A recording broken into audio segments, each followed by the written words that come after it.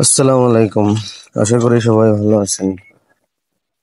বাসার ভিতরের অবস্থাটাই দেখেন। কালকে দুপুরের পরে বৃষ্টি শুরু হয়েছে, এখনো কোনো বৃষ্টি থামার কোনো নামই নাই।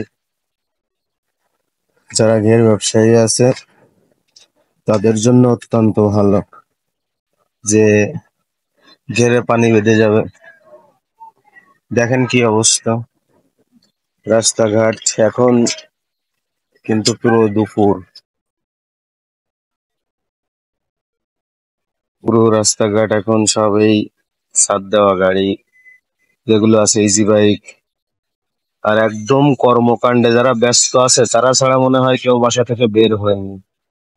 কিন্তু একটা মোটর সাইকেল আছে, আর পুরো রাস্তা দেখেন বৃষ্টিতে ভিজে আবার আসতে মনে হয়।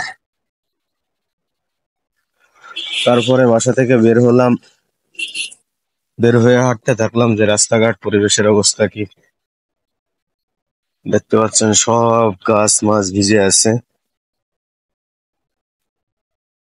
আমার বাসার পাশে একটা মাদ্রাসা আছে, মাদ্রাসায় হয়তো আজকে কেউই আসেনি, তো মাদ্রাসা ফাঁকা দেখা যাচ্ছে।